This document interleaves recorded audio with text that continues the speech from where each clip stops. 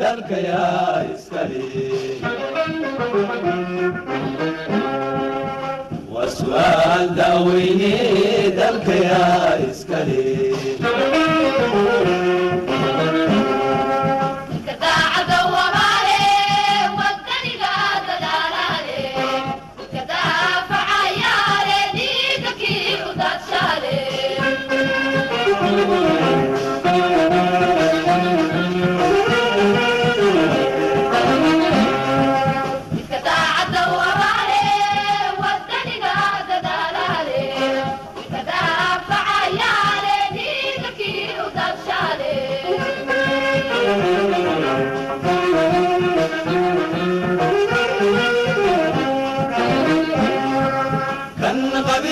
ديدالي بالمدى دونالي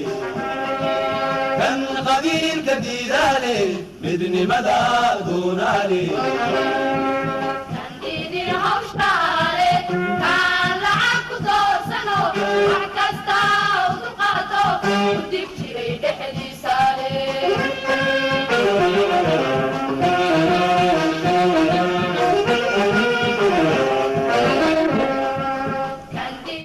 بسم الله الرحمن الرحيم halkani waa telefishinka caalamiga ee Universal Studio ku yaala magaalada London daawadayaal ku soo dhawaada barnaamij kamid ah barnaamijyada ra'yiga ee aanu idin soo gudbino alaaba iyadoo marka aanu uga hadalno fikirkiina aad ka dhiibataan qodobka aanu isleenahay markaasi way ku haboon tahay daawadayaashu Universal TV inay la wadaagaan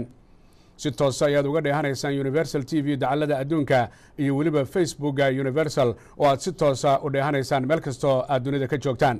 barnaamijka dhinaca ra'yiga iyo maanta waxa uu ku saabsan yahay socdaalka madaxweynaha jamhuuriyadda federaalka ee dalka Soomaaliya mudane maxamed cabdullaahi maxamed farmaajo iyo wafdi uu hogaaminayay ay waqtiyadii ama maalmihii ugu dambeeyay ay ku marayeen dowlad goboleedyada Soomaaliyeed ee Puntland iyo waliba Galmudug labada maamul goboleed ee Puntland iyo Galmudug waxay ahaayeen labadii buddigaha oo ahaa marka la fiiriyo maamul goboleedyada ka jira dalka Soomaaliya marka la fiiriyo Puntland waxay ahayd maamul goboleedkii ugu horeeyay oo 1998 dhidibada loo aasay kadib markay isu tageen odayaasha iyo waxgaradka iyo aqoon-yahanka reer Puntland si ay nidaam iyo kala dambeyn u sameystaan Puntland dhinacyo badan ayay ka gaartay horumar marka la fiiriyo xagga siyaasadda xagga bulshada iyo waliba dhinaca dhaqaalaha iyadoo bulshada ku dhaqan iyo kuwa kale ka soo jeeda ee caalamka ku nooliba ay ku dadaaleen siday gaar ahaan u hormarin lahaayeen Puntland guud ahaanna dalka Soomaaliya waxaa soo maray marka la fiiriyo ee Puntland madaxweynayaal dhowr ah oo qaarna ay nool yihiin qaarna ay geeriyoodeen Allah u naxariiste Cabdullaahi Yuusuf Axmed ayaa ugu horeeyay Puntland waxaa xigay Allah u naxariiste General Cadde Muuse waxaa xigay mudane Dr. Cabdiraxmaan Sheekh Maxamed Faroole oo iminka ah senator ka tirsan aqalka sare iyo waliba madaxweynaha iminka mudane Cabdiweli Maxamed Cali Gaas marka la fiiriyo dhinaca Galmudug waxa uu ahaa dowlad goboleedkii Soomaaliyeed ee xigay markii Puntland la yeegleelay iyadoo labaduba ay wadaag yihiin marka la fiiriyo juqraafi ahaan halka ay ku yaalaan Galmudug iyo Puntland waxaa dhidibada u aasay oo madaxweynihii ugu horeeyay ee arrinkan Galmudug oo ahaa raggii u tafaacay horseedka ka ah madaxweynihii ugu horeeyana noqday mudane Dr. Kimiko waxaa xigay mudane Maxamed Axmed Caalin waxaa xigay mudane General Cabdi Xasan Cawaale Qaybdiid waxaa xigay mudane Cabdikariin Xuseen Guuleed iminkana Axmed Ducaale Geelle Xaaf ayaa madaxweynaha Galmudug baaxadda ay ku fadhiyaan labada maamul goboleed ama dowlad goboleed ee Puntland iyo Galmudug aad bay u balaaran yihiin marka la fiiriyo degmooyinka iyo gobolada iyadoo waliba dhinaca xeebahana ay haystaan badweynta Hindiya qaybo kamida iyo badda cas shacabka ku dhaqan labada gobolba waxay muujiyeen muddo horena ay hore u muujiyeen ayna ka soo jeedaan dad iyagu kaalin wacan ka qaatay sidii xurriyadda dalka Soomaaliya loo gaari lahaa taasoo la hantay ugu dambeystii 1960kii magac ayay ku leeyihiin marka la fiiriyo mansab hadday noqon lahayd nabadoono salaadiin ogaasyo iyo waliba dadka iyagu u ololeeya wanaaga marka la fiiriyo siyaasiyiinta dalka Soomaaliyana kuwii horseedka ka ahaa gobonimada iyo kuwii ku jiray baarlamaanadii kala duwanaa iyo hogaanadii dhinaca ra'iisul wasaarayaasha iyo madaxweynayaashuba waxay ahaayeen kuwo qaarkood ama aan oran karaba in badan ayaa ka soo jeeday Puntland iyo waliba Galmudug haddaba madaxweynaha dowladda federaalka ee dalka Soomaaliya mudane maxamed cabdullaahi maxamed farmaajo iyo wafdi hogaaminayo ayaa waxa ay tageen markii hore ee Puntland gaar ahaan iyagoo ku hormaray magaalo madaxda Puntland ee Garowe wafdiga ujeedkiisu waxa uu ahaa safar ay ku indhaindhaynayaan ay ku xoogaalsanayaan oo ay ku xoraansanayaan waxyaabaha ka jira guud ahaanba siyaasad iyo dhaqaale iyo arrimo bulsho marka la fiiriyo labada dowlad goboleed. madaxweynuhu markii uu tegey ee puntland runtii waxay ahayd mid aad u muuqatay oo sidii la filayay si ka ballaaran weliba shacabka reer puntland oo aanay u kala harin inay wafdiga iyo madaxweynahaba ay soo dhoweeyaan oo ay muujiyaan siday u jecel yihiin dowlad wadaagnimada marka la fiiriyo ka qaybgalkeeda. haddaba wariyaheenna muslim xaaji caydaruus oo isagu ka mid aha wariyaashii in dhowaalaba soo tabinayey safaradii kala duwanaa ee gobollada iyo degmooyinka puntland ayaa waxa uu inoo soo koobayaa marka la fiiriyo socdaalkii madaxweyne farmaajo qaabkii loo soo dhoweeyey meelihii uu tegey iyo xaalku siduu ahaa. muslim xaaji caydaruus daawasho wacan. agta xaaji aad ayaad u mahadsantaha. safarku wuxuu ahaa mid loogu magac daray safarka dib u heshiisiinta iyo nabadda Soomaaliya. madaxweynaha jamhuuriyadda federaalka ee Soomaaliya ayaa booqashadiisii ugu horeysay ku yimid magaalada Garowe ee caasimadda dowladda Puntland 7 bishan ee ku guda jirnay koowaad 2018. booqashada waa tii ugu horeysay madaxweyne Farmaajo ku yimid noloshiisa gobolada bariga Soomaaliya ama Puntland. dadweynaha Puntland oo moodid inay taageeraha ugu badan u hayaan dowladda nabadda nolol ayaa kumanaan dadweynaha waxay isugu soo baxeen fagaarayaasha magaalada caasimadda ee Garowe. airportka magaalada ayaa waxaa ka jiray mashquul saayid ah maadaama madaxweynaha jamhuuriyadda uu halkaas ka soo degayay.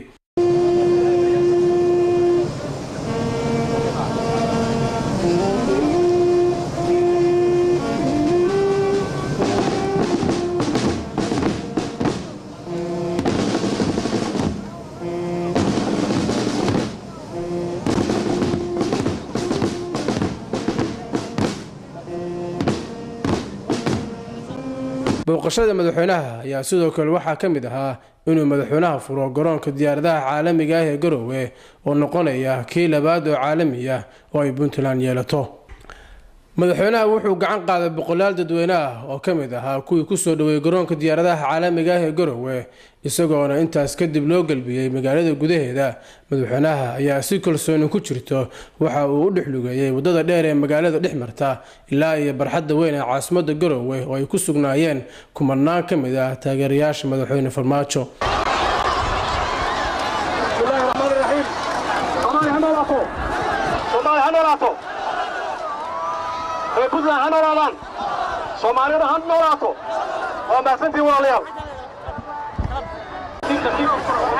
madaxweynaha ayaa saxaafadda kula hadlay xarunta qasriga madaxtooyada Puntland ee Garowe isagoona uga mahad celiyay soo dhaweynta ka turjumaysa dowlad jacaylka iyo kalsoonida. madaxweyne adiga iyo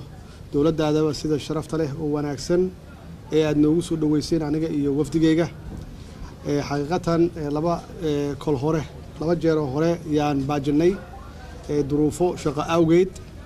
maanta si aad iyo aad yaan ugu faraxsanahay inaan arko intaasoo qof oo reer Puntland reer Garowe ah inay sidaas wanaagsan noo soo dhaweeyaan oo ay jidadka taagnaadaan oo calama qoyan ay nagu soo dhaweeyaan. aad iyo aad yaan uga mahad celinayaa. aad iyo aadna waan ugu faraxsanahay. halkan waxaan u imid inaan arko suu sheegay madaxweynaha xaaladda halkan ka jirta kow ka tahay inaan xoojino nabadda aan xoojino oo aan ka shaqeyno dib u heshiisiinta. intii uu joogay madaxweyne Farmaajo waxa uu kulamo la qaatay golaha xukuumadda, bulshada rayidka, dhismada iyo dhalinyarada wax ka barata jaamacadaha ku yaala magaalada Garowe. madaxweyne Farmaajo ayaa safar dhulka wuxuu ku aaday gobol Karkaar magaalada madaxdiisa Qardho wuxuuna halkaas kula kulmay soo dhaweyn aan loo kala harin bulshada rayidka. maamulka gobolka kan degmada Boqor Burhaan Boqor Muuse ayaa Qardho ku soo dhaweeyay madaxweyne Farmaajo isagoona halkaas u guddoonsiiyay faras shaal sidoo uu ahaa dhaqanka boqortooyada. madaxweyne Farmaajo ayaa safar lagu magac daray safarka nabadda iyo dib u heshiisiinta waxa uu dhulka kaga bilaabay magaalada Garowe 22aad sano jiif Xaaji Khayr Dongor iyo Shire Qardho iyo Kayoko alxamdulillah Sheerbi Waaciya Xido Carmo Xeel Daahir Kalabayr isagoona madaxweynuhu tagay magaalada Boosaaso ee xarunta gobolka Bari. madaxweynaha Soomaaliya ayaa intaas oo deegaan mid kasta uu tago wuxuu ka degay gaariga si uu la kulmo dadka deegaanka ugana waraysto xaaladahooda nololeed. Madaxweyne Farmaajo ayaa soo dhaweyn ballaaran kala kulmay dadweynaha magaalada Boosaaso wuxuuna uga mahadceliyay soo dhaweynta ballaaran oo uu sameeyeen dadweynahaasi. Sidoo kale madaxweynaha ayaa ka dukaamaystay supermarketyo ku yaala magaalada Boosaaso si uu caalamka u tuso in deegaanka uu yahay mid nabadgelyo ah. Madaxweynaha ayaa ugu dambeyn ka soo degay garoonka diyaaradaha caalamiga ah ee Cabdullaahi Yuusuf Axmed ee magaalada Gaalkacyo ayaa tustay madaxweyne Farmaajo inay tahay magaalo shacabkooda u diyaarsan yihiin horumarka Soomaaliya. Kumanaan bulsho ah oo reer Gaalkacyood ah ayaa moodaa in ay isku dhaarsadeen soo dhaweynta madaxweynaha marka loo eego kumanaanka dhalinyaro halkaasi isugu yimid. Qaar ka mid ah dugsiyada waxbarashada ayaa la xiray maadaama halkaas uu booqanayay madaxweyne Farmaajo. Madaxweynaha ayaa kula hadlay meel fagaara dadweynaha magaalada Gaalkacyo wuxuuna ugu baaqay Gaalkacyo labada dhinac Puntland iyo Galmudug in loo baahan yahay in nabad iyo xasilooni magaaladan lagu soo dabaalo. Wuxuuna tusay magaaladan inay ka soo jeedaan halgamayaal badan oo ka mid ahaa xornimo dirka Soomaaliya. Madaxweynaha ayaa la kulmay qaybaha bulshada magaalada Gaalkacyo oo ay ugu horeeyaan ismada gobolka Mudug uu hogaaminayo Islaam Bashiir Islaan Cabdulle. Madaxweynaha Soomaaliya ayaa magaalada Qardho waxa lagu guddoonsiiyay faras iyo hadiyado. Sidoo kale waaciye ayaa madaxweynaha lagu guddoonsiiyay neef geel ah. Carmo ayaa madaxweynaha laga siiyay dhul aad u weyn. Gaalkacyo ayaa madaxweynaha laga siiyay hal geel ah iyo waliba seef qaali ah. Madaxweyne Farmaajo ayaa moodaa hadda inuu yahay madaxweynaha hanti ku leh deegaanada Puntland. Dadweynaha Puntland ayaa moodaa inay taageero xoog la siiyeen madaxweynaha Jamhuuriyadda Federaalka ee Soomaaliya Maxamed Cabdullaahi Maxamed Farmaajo. Cagta xaajiyo markaa fiirisid social media waxaad arkaysaa dadweynaha Puntland oo baraha bulshada ku kala tartamaya gobol kasta ay qaabka u soo dhaweeyay madaxweyne Farmaajo. Dadweynaha Puntland ayaa moodaa in ay wali taageero xoog leh u hayaan xukuumadda nabad iyo nolol. Muslim Cayduruus Xaaji Xirsi, Universal TV, Garowe. wagaag aad iyo aad buu mahadsan yahay wariyaheena Muslim Xaaji Cayduruus oo Garowe joogay oo soo koobay socdaalkii ama safarkii nabadda heshiisiinta iyo horumarka ee madaxweyne Maxamed Cabdullaahi Maxamed Farmaajo uu ku tagay guud ahaanba Puntland iyadoo reer Puntland aanay u kala harin soo dhaweynta haddii noqon lahayd madaxweyne Maxamed Cabdiweli Gaas iyo haddii ay noqon lahayd golaha wasiirada golaha baarlamaanka isimada cuqaasha odayaasha iyo waxgaradka dhalinyarada iyo guud ahaanba ardada wax ka barata gobolada iyo degmooyinka Puntland. haddaba maalinimadii shalay ayuu madaxweyne Maxamed Cabdullaahi Maxamed Farmaajo waxa uu yimid magaalada Gaalkacyo isagoo horena u joogay qaybta Galmudug oo ay si aad reer Galmudug ugu tafaxayteen uguna diyaar garoobeen inay u soo dhaweeyaan iyadoo uu horkacayay madaxweynahooda Axmed Ducaale Geelle Xaaf iyo waliba senatarada iyo xubnaha kale ee baarlamaanka ee labada aqal iyo maamulka gobolka Mudug iyo bulshada qaybaheeda kala duwan iyadoo ay ahayd midaan loo kala harin guud ahaanba Gaalkacyo marka la fiiriyo taasoo ka tarjumay heshiisiinta iyo nabadeynta guud ahaanba reer Gaalkacyo. haddaba qaabkii Galmudug Gaalkacyo looga soo dhaweeyay Farmaajo waa kan wariyaheena Cumar Maxamed Soomane. madaxweynaha Jamhuuriyadda Federaalka ee Soomaaliya Maxamed Cabdullaahi Maxamed Farmaajo oo socdaalkiisa nabadda ku maraya deegaano ka mid ah gobolada dalka Soomaaliya wuxuu xarunta madaxtooyada Galmudug ee magaalada Gaalkacyo uu kulamo kula qaatay madaxweyne Axmed Ducaale Geelle Xaaf iyo xubno ka mid ah golihiisa xukuumadda. kulamada ugu waaweyn ee madaxda Galmudug iyo dowladda Federaalka Soomaaliya ay ku yeelanayeen magaalada Gaalkacyo waxa ay diiradda ku saarayeen xaaladda nabadeynta dalka Soomaaliya iyo dib u heshiisiinta magaalada Gaalkacyo.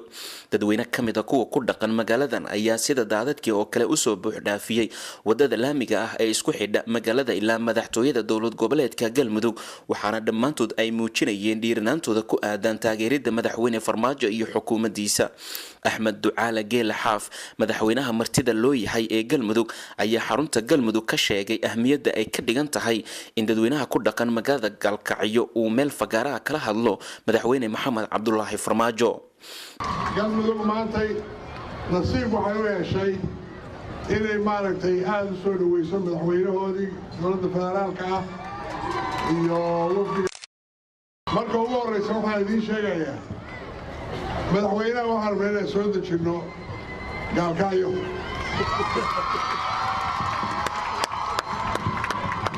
dhulkii ugu horreeyana maanta aan ku kasayaana inaan siinaynaa dhulkii ugu dhisi lahaa insha Allah. waxaan rabnaa inay noqoto meeshuu beeshiga ku qaato mustaqbalka marka fogaaha ku jirto.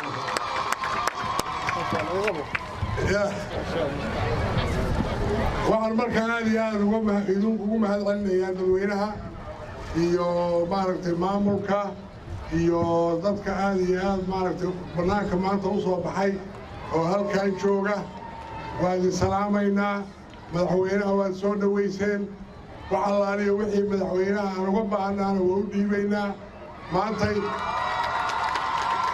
madaxweynaha jamhuuriyadda Soomaaliya Maxamed Cabdullaahi Farmaajo ayaa magaalada Gaalkacyo ku micneeyay inay tahay magaalada dib u heshiisiinta Soomaaliya maadaama siyaasiyiin iyo xubno hore xilal uga soo qabtay dalkan ay ka soo jeedaan magaalada Gaalkacyo. waxaan rabaa magaaladan Gaalkacyo inay noqoto hooygii iyo hooyadii dib u heshiisiinta Soomaaliyeed. waa magaalo taariikhi ah, waa magaalo magac weyn, waa magaalo ay ka bilowdeen halgankii ugu horeeyay ee maxaan ku yiraahdaa xorriyadoonka dadkii ugu firfircoonaa ay ka yimaadeen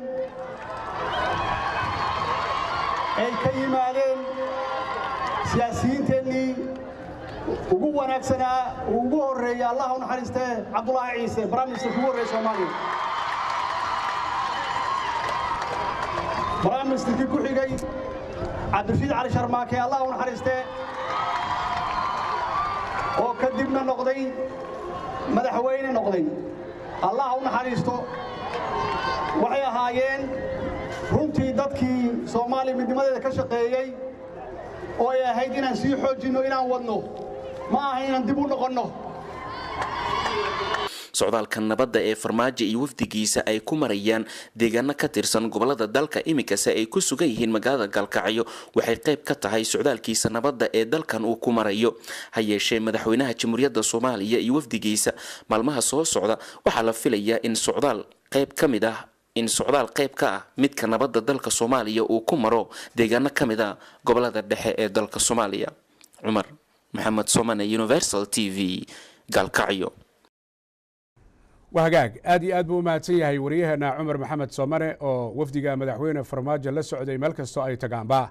داوديال حلقان برنامج كان سيدا توسكا دوغدا هانيسان يونيفرسال تي في أيا مدحوين محمد عبد الله محمد فرماجي وفدي هو جامينيين وعي سو جارين مجال عدادو أو كترسن قلمدوق هرانا أو أهيد حبنتي أما بحرنتي كميل جارك أهيد دولة قبلات كصوماليات قلمدوق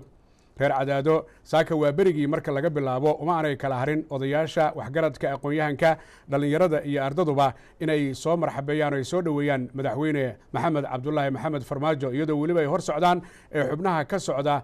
aqalka sare iyo golaha shacabka ee iyagu ka soo jeeda galmudug oo iyagu isu diyaariyey in ay madaxweynaha iyo wafdigiisa ka hortagaan shacabkoodana ay markaa hogaamiyaan. marka la fiiriyo booqashada uu Gaalkacyo kaga soo tagay dhinaca lugta ama gaadiidka uu ku socday madaxweynaha iyo wafdigiisu ayaa waxa u qorshaysan in safarkooda uu noqon doono mid cadaado kadib marka ay la kulmaan odayaasha waxgaradka iyo madaxda oo ay shirar kala duwan wada yeeshaan ay kadibna isu muujiyaan taageerada iyo baahidoodana ay muujiyaan sida gobolada la soo maraba ay u muujinayeen iyo ballanqaadyada in kadib uu madaxweynuhu beegsan doono biidnillaahi kariin xarunta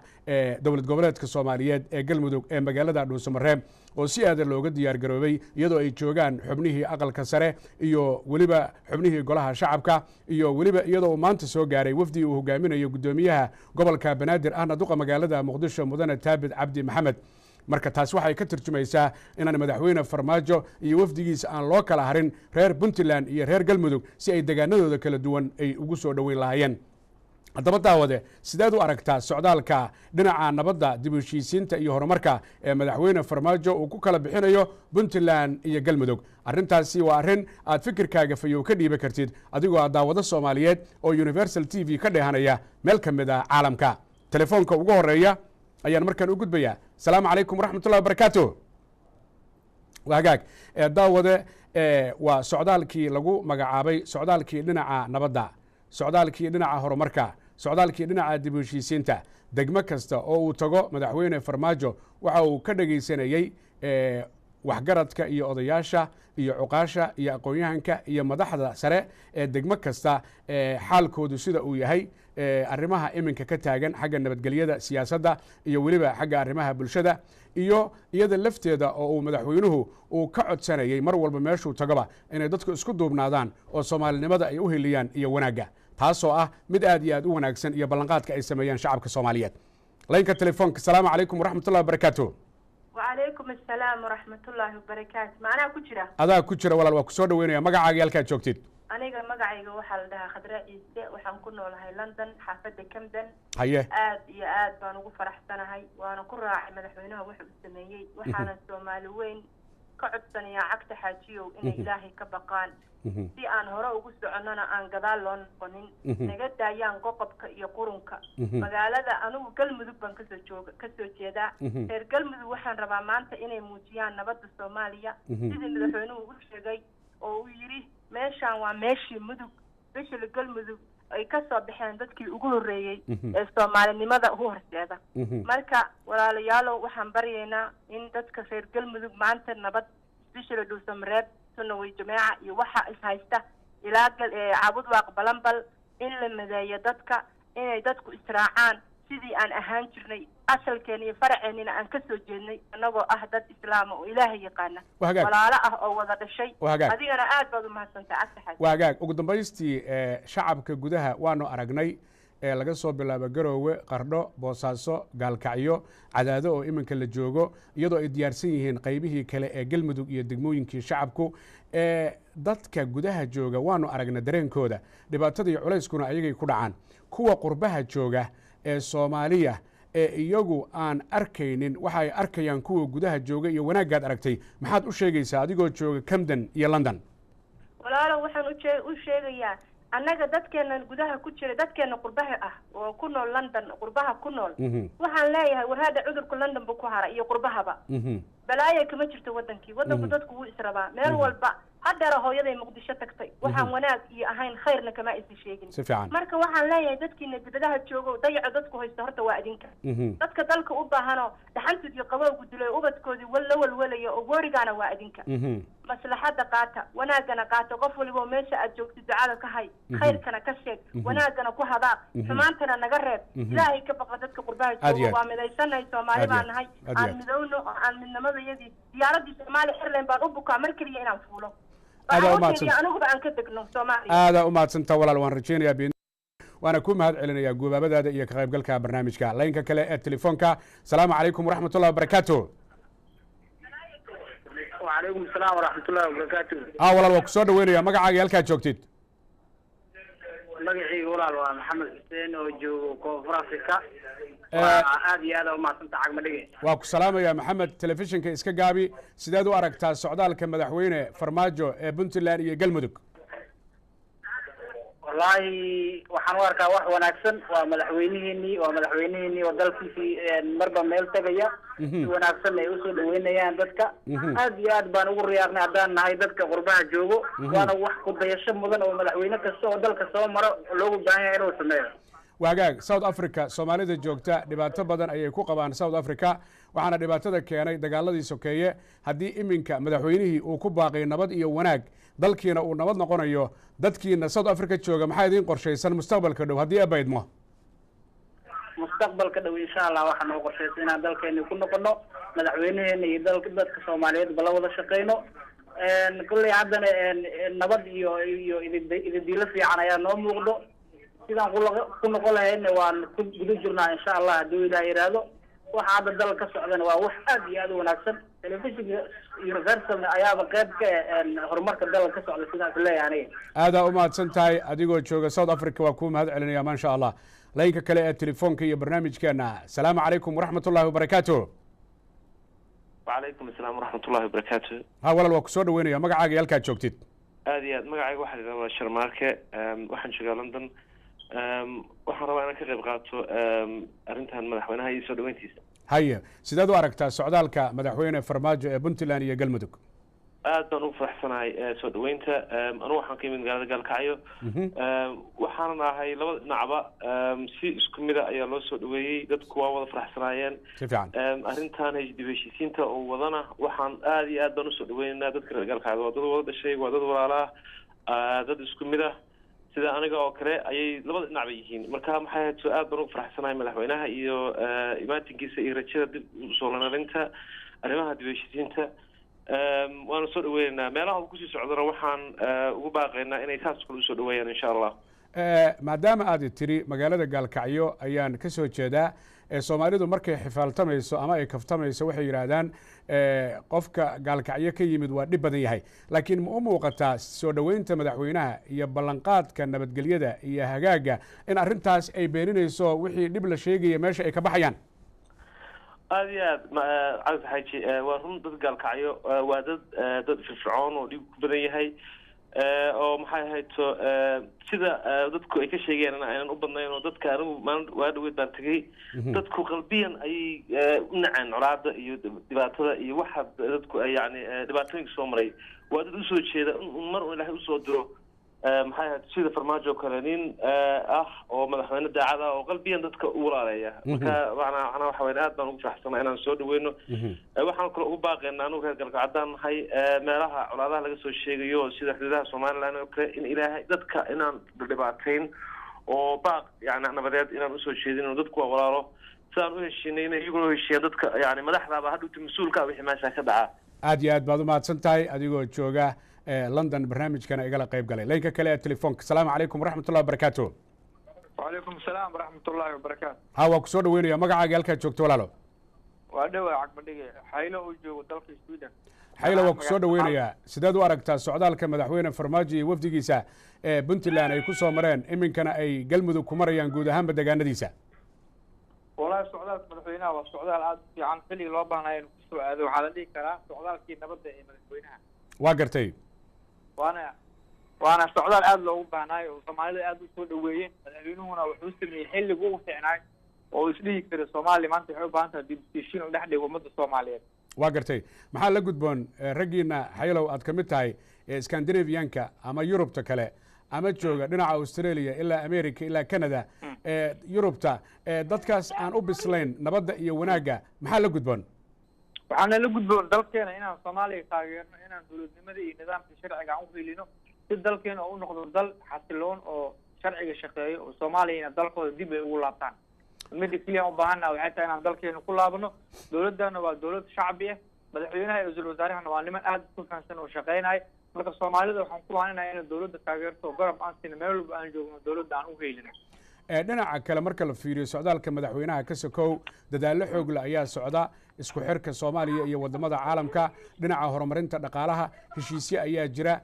sida hadda markii kii ugu dambeeye o kaleo dhinaca turkiga oo yacni xoolihii soomaaliya amaba beerihii soomaaliya sida muuska waxyaabaha soo go-a arrintaas haddaad maqashay ogaantaas sead u aragtaa wallahi cagmadhigo arrinkaas arrin fiican waayo arrimaha dadkii gelinaya iyo dadiilada gelinaayo oo noo dhaweynaya dowladnimadii ay kamid tahay dowladda maanta inay gacanta ku dhigto hawadeedii in heshiisya caalami ee gasho waxay caddeynaysaa soomaaliya inay caalamka kusoo laabato marka waxaa loo baahan yahay soomaaliya shacabkeeda inay midoobaan in dowladda la taageero dadka mucaaradka oo dowladda kasoo horjeedana in si fiican loola macaamulo loolana sheego in mucaarad loo baahan yahay laakiin uusan naqanin mucaarad wax duminayo ama dadka iyo dalka dhibaato u geysanayo aad baa umahadsan tahay xayele adigoo jooga sweden waa kuu mahad celinaya dabcan barnaamijkii ugu horreeya maha barnaamijyo kale ad igala qayb gasho kuwo kalena waa filaya biidnillahi kariim universal t v studioha london si toosa aad u dheehanaysaan barnaamijka dhinaca ra'yiga iyo socdaalka madaxweyne farmaajo ee puntland uu ku soo maray haatanna galmudug uu ku marayo fikirkaaga iyo ra'yigaaga iyo sidaad u aragtid socdaalka horumarka dib u heshiisiinta iyo nabadda laynka telefoonka asalaamu calaykum waraxmat ullahi wabarakaatu halo wacalaykum asalaam waraxmatullaahi wabarakaatu cagmadhige adiga iyo bahda iyo afeer kalba waa idin salaamaya asalaamu calaykum waraxmatullahi wabarakatu wacalaykum asalaam waraxmatullah soo dhowow walaal magacaaga halkaad joogtid magacaygu waa cabaas bashiir xuseen waxaan joogaa waddanka sweden magaalada stockholm waa hagaag sideed u aragtaa socdaalka madaxweynaha iyo puntland iyo galmudug runtii aada iyo aad baan ugu faraxsannahay madaxweynaha dowladda federaalka maxamed cabdullaahi farmaajo socdaalka uu ku marayo ardiga ay maaragtay ka taliyaan puntland iyo galmudug waxaana rajaynaynaa insha allahu inuu kuwo kalena uu mari doono waa hagaag horey wuxuu u soo maray haddaad la socotid dhinaca jubbaland magaalada kismaayo waxaa kaloo uu tegey magaalada baydhabo dabcan labadan dowlad goboleed ee puntland iyo galmudug way u dhimanayeen soo dhoweyn wanaagsan baa ka dhacday dib u heshiisiin baa socota ma is leedahay labadaas dowlad goboleed ee puntland iyo galmudug marka safaradooda soo idlaadaan wax badan oo awal maqnaa ayaa qabsoomay ma kula tahay arrintaas runtii cagmadhigow waxay ila tahay inay wax badan qabsoomeen sida muuqata iyo maaragtay masaafada dheer uu lugta ku maray madaxweynuhu dhowr maalmoodna uu lugtaas ku jiray waxyaalo badanna runtii uu maaragtay u qabsoomeen ilaa haddana la sugayo inuu maaragtay ku gabangabeeyo magaalo madaxda saan filayo galmudug amase maaragtay meelaha ay galmudug ka talisaba runtii waxaan filayaa wax weyn inay u qabsoomeen soomaali meel kastoo ay joogaan nabad iyo nolol ayaan rajaynaynaa dib u heshiisiin badanna wuu ka dhawaajiyay madaxweynuhu runtii markii uu ka hadlayay shirarka markasta wuxuu ka hadlayay nabadeynta inuu maaragtay uu magac daray safarkiisa aad baad u mahadsan tahay waa kuu mahad celinayaa ka qaybgalka barnaamijka universal t v iyo socdaalka madaxweyne farmaajo laynka kale ee telefoonka asalaamu calaykum waraxmatullahi wabarakaatu وعليكم السلام ورحمة الله وبركاته عقب نيجا وسلام يا mid lamid aan kuusoo gudbinaya magacaaga halkaa joogto walaalo magacayga waa cabdikariim cali cusmaan oo ku magac dheer qoslay waxaan joogaa bristol waa hagaag sideed u aragtaa socdaalka madaxweynaha ee puntland iyo iminka uu marayo galmudug wallahi waa arrin loo baahan yahay oo madaxweynaha ku dhaqaaqay dadka bini aadankana waxay ka nool yihiin niyadda waxaa is leeyahay dowladnimada iyo niyadda shacbiga ayay soo celinaysaa kormeerka gobolada dalka uu sameynayo madaxweynaha waa hagaag marka la fiiriyo madaxweynuhu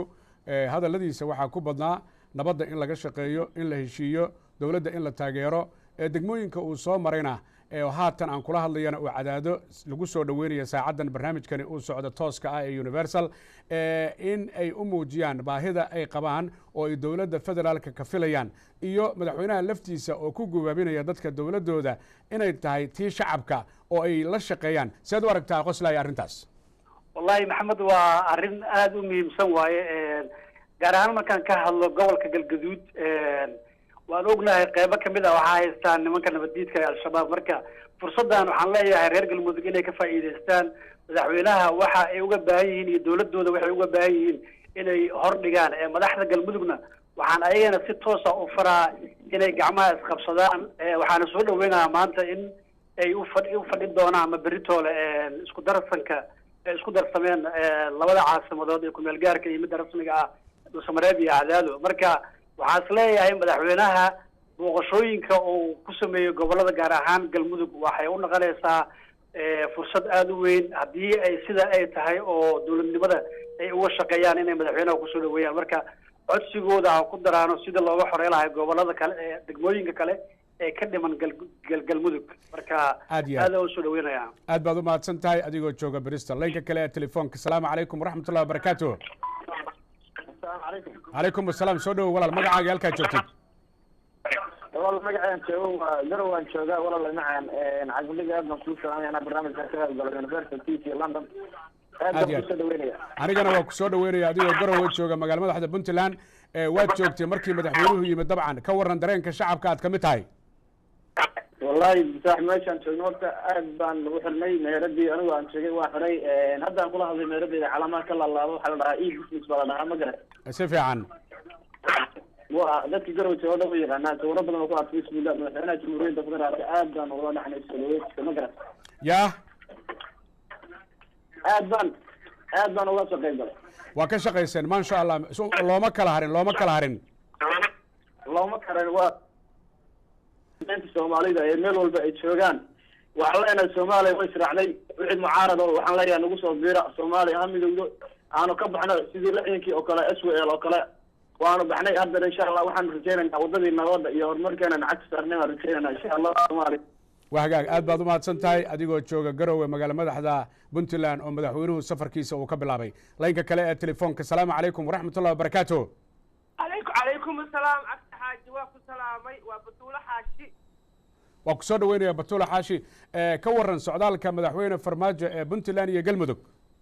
wallaahi waa wax wanaagsan oo dadka soomaaliyeed oo walaalaha isugu soo dhowaanayaan oo quluubta ku daahirsamayso waa wax la sugayey oo la saadaalinayey oo sharaf iyo cis iyo walaalnimo ku jirto waxaan aada ugu faraxsannahay gaalkacyo labadeeda geesi laysku furay waxaan aada ugu faraxsannahay galmudug inay israacday oo walaala noqotay oo labadii maarta murankii dhammaaday waxaan ku faraxsannahay madaxweynaha maxamed cabdulaahi farmaajo tallaabooyinka wanaagsan isaga iyo xukuumaddiisa khayre iyo ay wada wadaan wax wanaagsan baa noo muuqda waxaan walaalow rabaa waxaan rabaa inaan cagta xaajiyo wax yar kaa idhaahdo dadka dalkeenna kusoo indhacad oo walaal kusoo socda oo khayraadkeenna u col ah ilaahay waxaynu ka baryaynaa inaanu iska qabanno caqli inaynu yeelanno dalku waa buuxaa nimcada taalla ka faa'iidaysano dhallinyaradeenna iyo waayeelkeenna iyo ciidankeenna iyo caqligeenna isu geysano cagta xaajiyo walaalow waxaan kaa baryaa wax yar ii kaadi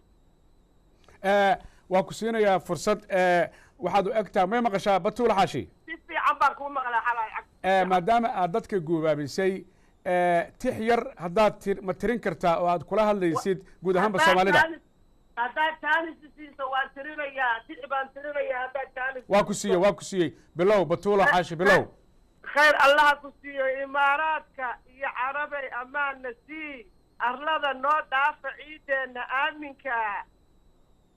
arlada noo dhaafa ciideenna aaminka abaarihii iyo dhibtii eebadiinna helay weydinkii eeganayoon marnaba arxamin islaamnimo iyo asxaantoonna kuguma arag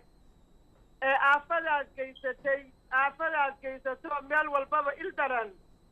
imaaraadka iyo carabay ammaanna sii oo hana daayeen carabi hana dayso dhulka yagaan qodanaynaa shalayta waxa carabta caawimayay dawladeennii bay ahayd oo wax walba halkaa uga diqadiqaynayay maanta waxay yidhaahdeen yaan dabku idiin bixin laakiin waxaan la hadlayaa nimanka soomaaliyeed oo dabada ka soo wada ee xuduudaha ayaa kusoo riixaya ee badaha iyaga iyo dekedaha ayaa kusoo hurgufaya ha naga joogsadeen hadday ilaahay yaqaaniin ilaahay baa walba meel ku irsaaqa ilaahay baa irsaaqadayadana siiyey cagta xaajiyow aad baa umahadsan tahay haya batuulo xaashi aad aa umahadsan tahay inaad barnaamijka aad igala qayb gasho waa kuu mahad celinaya laynka kale ee telefoonka asalaamu calaykum waraxmat ullahi wabarakaatu wacalaykum asalaam waraxmatullahi wabarakaatu cagta xaasin waa ku soo dhaweynaya magacaagii halkaad joogtid walaal cabdinaasir jibriil cali cabdinaasir halkan waxaan joogaa magaalada boosaaso haye soo dhawow sideed u aragtaa socdaalka madaxweyne farmaajo ee puntland iyo galmudug wallaahi runtii aad iyo aad baan usoo dhaweynayaa madaxweynaha dowladda federaalka soomaaliya mudane maxamed abdullahi maxamed farmaajo socdaalka ku marayo deegaanada soomaaliyeed runtiina wax loo baahnaa loona baahnaa mar hore in lagu kaco laakiin anigu cabdi xaaji waxaan rabaa inaan mawduuc yar ka hadlo haye waxa weeye mawduucan ah micnihii madaxweynuhu dowladda markuu maraya deegaanadan ma u ahayn ma ahayn muxuu ahaa socdaal siyaasadeed ee wuxuu muuqday socdaal micnihii dul barasho si fiican sidaas daraadeed marka halka anagu reer puntland rabnay inuu ka hadlo madaxweynuhu arrimahan muxuu ahaa dekada heshiiska dekada boosaaso iyo arrimaha muxuu ahaa jiriifkan xeebaha puntland iyo arrimo kale oo badan oo udhexeeya puntland dhexdeeda ka jira oo arrimo siyaasadeed oo aan dowladda puntland awood u lahayn balse mataqaana awood siyaasadeed waxaa dowladda federaalka dhexe u leedahay ah oo aan muxuu ahaa maamulka puntland isagoo maamul ahaan ku awood sheegtay marka halkii loo baana in madaxweynuhu arrimo siyaasadeed uga hadlo baan uga hadlay laakiin socdaalku muddo kooban buu ahaa dabcan madaxweynuhu xogta waa hayaa ka jirta waxaa dhici karta inaadan degdegin oo ay arrintaasi soo socoto maxaa yeelay arrimaha siyaasadda arrimaha bulshada iyo arrimaha dhaqaalaha dhulka oo maraya oo dhanba wuu xooraansanaya wuu la soconayaa wafdi baa la socda oo qaybo kala duwana mas-uuliyiin baa la socota xildhibaanaha la socda wasiiraha la socda intaasi dhanba xog bay ururinayaan taad sheegtay ay ka qayb noqon karto marka la laabto ayaa arrintaas laga baaraandegi karaa kadibna dib loogu soo celin karaa waxyaabaha aad tabanaysaan marka ma istiri inaad sugtid way ku fiican taha adiga iyo kuwa kale kugu fikirkaa cabdi xaaji ha laakiin maaha madaxweynuhu ma ahayn dadka xaqiiqda dhabta madaxweynuhu soo soo dhaweynaya ma ahayn madaxweynuhu wuxuu qol la galay odayaal dhaqameed oo muxuu ahaa siyaasiyiin kaliya wuxuu la galay qol la galay kadibna iyaga unbuu waraysi ka qaaday laakiin dadkii xogta dhabta iyo xaqiiqda ogaa ma uu waraysan dibaddana uma soo bixin waraysan lama yeelan kale madaxweynuhu ma ahayn socdaalkan mid uu macnihii ugu guurdaray waayo waxaa ku xisanaysaa calaamadna u ah inuu madaxweyne had iyo jeer isagu siyaasiyiinta mooyaane aanu dhalinyartii waraysan oo bulshadii ganacsatadii iyo dadkii micni xoogaalka arrintan u ahaa ma dhici kartaa waa hagaag ma dhici kartaa madaxweynuhu maadaama iminka uu soo maray guud ahaanba puntland galmudugna iminka uu marayo dhowr bilood kadib biidnillaahi kariim inuu dib u soo laabto isagoo wakti fiican haysta arrintaas ma sugi kartid miya may way dhici kartaa laakiin waxaan leenahay madaxweynaha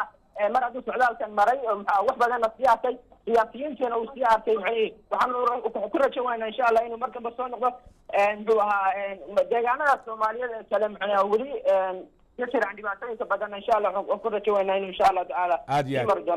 aad aada umahadsantaha adigoo jooga magaalada boosaaso inaad barnaamijka igala qayb qaadato laynka kale ee telefoonka asalaamu calaykum waraxmatullahi wabarakaatu. calaykum asalaam waraxmatullaahi wabarakaatu. cabdi xaaji waa ku soo dhaweynaya magacaaga halkaad joogteed. xalimo aadan baa lay dhahaa waxaan joogaa london. waa ku salaamay waad mahadsan tahay cabdi xaaji aad iyo aad baad u mahadsan tahay akhbaaraha fiican ood noo soo gudbinaysid annaga waxa weeye waa ku faraxsannahay madaxweynahayaga iyo intuu qabtay iyo intuu marayo aad iyo aad baan ugu faraxsannahay. waa hagaag markaad fiiridid maalmihii ugu dambeeyey universal waxa ay tabinaysay degmo kasta iyo tuulo kasta oo puntland ilaa galmudug uu marayey saacadda aan kula hadlayo xalimo aadan waxa uu yimid cadaado oo si heer saraa loogu soo dhoweeyey waad garan kartaa jacaylka ay bulshada u qabaan xukuumadooda iyo madaxweynahooda sidee adiga fikirkaas ma filaysa adoo jooga london in sidaas oo kale loo soo dhoweynayo madaxweynaha wallaahi cabdi xaasho haddaan arrinta kuu sheego arrinta tan aad iyo aad bayba annaga waxay noo gelisay farax aadan malayn karin iyo arrin aanna madaxa ku hayn intaasaas in loogu soo dhaweynayo madaxweynaha galmudug iyo aagiisa aad baan ugu faraxsannahay ha noolaadee reer galmudug ha noolaata soomaalidu ha israacdo wiswisga iyo walaaca iyo dagaalka iyo balaayada iyo xumaanta allaha naga saaro kii wadanka afaca allaha ka dhiga farmaajo kii ciidiisa hanta allaha ka dhigo ciidiisa iyo wadankiisa iyo calankiisa mas-uuliyad buu qaaday iyo dhaar waxaan rabnaa siduu u dhaartay inuu uga soo baxo waa raacsannahay waa garab taagannahay waa ku faraxsannahay soomaalidana allaha isu soo diro oo allaha isu soo hadeeyo oo badgooda burcad allaha isku wadankayaga iyo ciidayadii noloshaan ku noolaan jirnay allaha noo soo casho cadowga nahaarigayana allaha naga qabto waxaan leeyahay farmaajo noolow adiga iyo inta kula shaqaysa wadankaaga daacad u noqo ciidaada daacad u noqo calankaaga daacad u noqo cadowga badaheena guranayana ilaahay waxaan ka rajaynaynaa gacan cadowgaasi gacan bira ilaahay inuu nooga qabto raggayagana wadankooda inuu tuso oo ciidooda iyo shicibkooda iyo dadkooda in ilaahay subxaana watacaala tuso oo magaxumada nagu dhacday ay naga dulqaadaan oo ciidayada saan waa ahaan jirnay soomaalida mudug degtana waxaan ku leeyahay war daris baynu ahaan jirnay war walaalahaynu ahaan jirnay war dabkaan kala qaadan jirnay war xoolahaan kala soocan jirnay war ciidda war ceeshaan kala cabi jirnay war sidii ku soo noqda colaad waxba ii tari mayso haddaa islaysaan cadaabta aakhira in haysata cabdi xaashi aad baad u mahadsan tahay. ugu dambaystii intaadan ka bixin xaliimoy dadka colaadda ha joojiyaan baa tiri reer mudug waxa waaye dad walaalaha baa tiri nabadda ha loo hiiliyaa tiri ma isleedahay haddaan kula kaftamo cunista hilibka subaxii lagu quraacanayo beerka duhurkiina hilib ari la cunayo habeenkiina suqaar ama isteeg hilibkaas la cunaya inuu dagaalka keenayo ma kula taha haddii vegetarian la noqdo in la fiicnaanayo arrinkaa ka waran. cabdi xaashi horta waad mahadsan tahay beer iyo canjeero inaan isku cunno waa hidiya dhaqankayagii hilib ari inaan cunnona waa hidigaya dhaqankayagii kuwa annagoo cunayna ayaan wadankayaga wax u qabsan karnaa oo daacadda qalbigayaga ka soo goyn karnaa oo ciidayada u hiilin karnaa ma aha vegetarian inay naga dhigayso qola kaleeto arigaan cunnaa oo geelaan cunnaa oo xoolaha yagaan raacano oo islaam baan nahay oo waxa weeye reer mudug reer horta waxaa uu tahniyad u dirayaa reer galmudug oo dhan meesha ay joogaan iyo reer mudug oo dhan iyo in allaale intii madaxweynaha soo dhaweysay farmaajo ha noolaado ciidiisa ha hanto wadankiisa ha hanto cadowgiisana allaha qabta ilaahay saasaan ka rajaynayna. aad baad u mahadsan tahay adigoo barnaamijka igala qayb galay dabcan biidnillahi kariim barnaamijyo kalena waan ka qayb geli doonaa halkaad weli nagala socotaan waa telefishinkeena caalamiga ee universal stuudiyaha ku yaala london iyo barnaamijka ra'yiga oo daaran kuna saabsan socdaalka madaxweyne maxamed cabdulaahi maxamed farmaajo iyo wafdiga hogaaminaya ay ku gaalabixinayaan puntland oo ay soo gebagabeeyeen iyo weliba galmudug oo ay iminka bartamaha uga jiraan fikirkaaga fiyow ka dhiibo sidaad u aragtid safarada dowlad goboleedyada madaxweynuhu uu ku marayo labadaasba laynka kale ee telefoonka asalaamu calaykum waraxmatullahi wabarakaatu. وعليكم السلام ورحمة الله وبركاته. عمدي السلام يا ولاal. aad mid lamid aan kuusoo gudbinaya magacaaga halkaad joogto walaalo. magacayga holobaa kaasoo wacaya Zaynab Cabdilla la yidhahaa. haye waxa weeye safarkaas waa dabeel caafimaad. si fiican ilaahay subxaana watacaala qalubteena hoosada macduurka allaha naga bixiyo. caalamkeeni baa hawada maraya soomaalinimadii baa soo noqotay. inta jiranna ilaahay qalbigooda ha daweeyo. ilaahay subxaana watacaala cudurka inuu naga saara ilaahay ka baryaynaa salaad shukri baa nagu waajibta inaan qur-aan akhrisanaa nagu waajibna ilaahay inaan umahad celinaa nagu waajibo cudurkii baa naga baxay waa dawo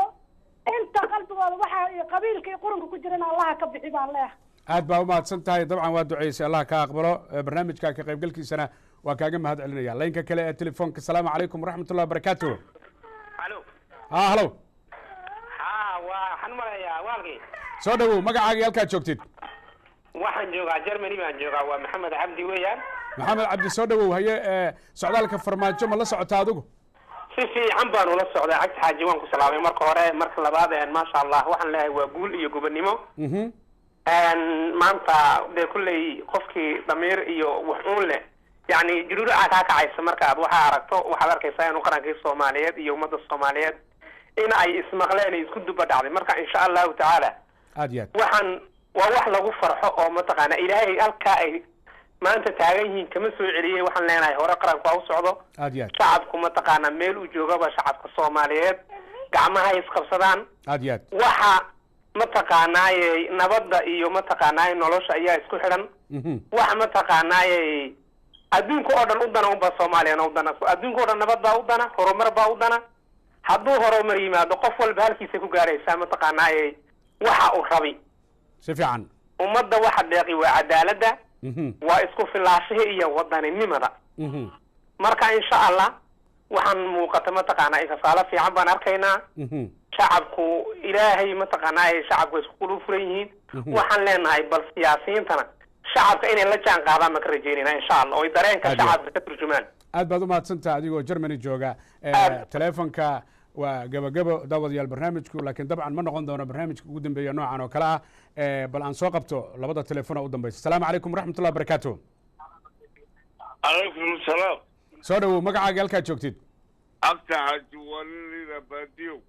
xaggeed joogtaa baadiyow waxaan joogaa wembley soo dhawow baadiyow sideed u aragtaa socdaalka madaxweynaha wallaahi horta niyow si fiicanaan u arkaa waxaana horta u mahad celinaa university siday dawladda u taageerto qaas ahaan cagmadhige dawladda taageeradeedu waa wax caadiya laakiin annagu barnaamijyada aanu daynaa waa barnaamijyo dabcan dadkana daawanaya sida adigaba aad uga qaybgelaysid ay uga qaybgelayaan marka taa kadib maxaad odhan lahayd wallaahi niyow horta ilaahay guul ha siiyo laakiin madaxweynaha waa hagaag aad buu umahadsan yahay baadiyow may walcagta ha goynin haye waad iga tagtay waxaan ku leeyahay walaal waxaan rabay ina kaala hadlo ha ee hadda soomaaliya gaalkacyo iyo mudug maaha ama beledweyne weli lama gaarin waxaad moodaa inaad degdegaysid baadiyow juqraafiga soomaaliya haddaad la socotid gaalkacyo waxaa ka sokeeya intaasoo magaalo arrintaa ma og tahay weli wax ka sheekeynaya ma arkin safarkiisa wuxuu ku egyahay gobolada lama dhihin annagu weli xogtaa ma hayno waxaan daynaa wixii dhaca ma saadaalin karno laakiin waxaan u aragnaa safar dheer oo ka soo bilowday ilaa puntland ilaa galmudug kuna soo socda ilaa muqdisho aan ka war sugno baadiyow ma kula tahay aniga adigu london aan joognaa aad iyo aad aadaa umahadsan tahay aadaa umahadsan tahay laynka ugu dambeeya asalaamu calaykum waraxmatullahi wabarakaatu halo halo ha soo dhawow walaal magacaaga halkaad joogtid walaal waxaan joogaa london baan joogaa ha soo dhawow walaal barnaamijka seed u aragtaa safarka madaxweynaha safarka madaxweynaha horta madaxweynuhu aad buu u mahadsan yahay in dalka dadka iyo maaragtay lasoo ogaado xaaladda ay ku nool yihiin aad bay u fiican tahay laakiin anigu ma aaminsani wax saas usii weyn oo lasii baabuuniyo inay tahay waayo ummadda soomaaliyeed inta loo tago oo loo qodbeeyo han ka weyn bay u baahan yihiin ma garatay aad iyo aad laakiin madaxweynuhu inuu soo arko ummaddiisa kadibna baahida ay dhegaystaan iyo wixii jira kadibna waxqabadkii loo dhaqaaqo arrintaa maxaad ku diidantaa adigu maya waxqabadkii in loo dhaqaaqo way ku fiican tahay oo hore loo sii socday ma diidani laakiin waxaan maaragtay sidii maaragtay hore loogu yaqaanay madaxdii hore inta laisku soo baxo laisku soo sawiro leera dadkiiba ay jecelo oo maaragtay taa uma arko anigu dadkiiba ay jecel waxaan arkaynay puntland degmooyinkeeda goboladeeda tuulooyinkeeda ummaddu si niyaday madaxweynaha usoo dhaweeyeen way wada hadleen baahidooday sheegeen baahida dowladday u sheegeen galmudugoo iminka maraya uma aragno ay leeyihiin dadka ila hadlaya barnaamijka haddaad daawanaysay waxay u arkayeen tallaabo aad u wanaagsan oo u baahan wixii layska arkay laga hadlay in waxqabadkeedana la muujiyo marka adigu taa soo ma degdegaysid aragtidayda maya horta aragtida qof walba aragtidiisuu hadlayaa qof walba aragtidiisuu hadlayaa siday ula muuqato si fiican in lagu qadariyana aad bay u wanaagsan tahay laakiin waxay dhihi jireen soomaalidu waxaas layguma dhagalulo ma fahamti marka waa arki doonaa war jiraba cakaaru imaane waa arki doonaa laakiin qof walba aragtidiisa hadduu waxa u arkaa 8 February maadaama ay soo dhowdahay dadkiiba ay jecelo dadkii waan kusoo sawiray wahagaag aad u mahadsantaha fikirkaaga waa soo dhaweynayaa barnaamijka universalna inaad ka qayb geshid waa kugu soo dhaweynaya dabcan barnaamijyo kalena waa ku kulmi doonaa daawadayaal aad iyo aad baad u mahadsantihiin intaas ayaan kusoo gabagabeynayaa barnaamijkii telefishinka caalamiga ee universal stuudiyaha london iyo ra'yiga madaxweynaha socdaalkiisa puntland iyo galmudug oo iminka marayo oo dabcan aad ka dhiibateen kuwa usoo geli waayey waa ka raali gelinaya barnaamijka waxaa soo saaray cabdalla cumar mudhiir barnaamijkuna waxa uu ahaa universal t v iyo ra'yiga waxaa qayb wacan ka qaatay farsamo yaqaaniinta maxamed cabdulqaadir maxamed biibaaye iyo cabdixakiim alfaqi iyo weliba axmed daahir afaro oo isaguna barnaamijka ka qayb qaatay iyo farshaxaniistahana amiin camir oo jooga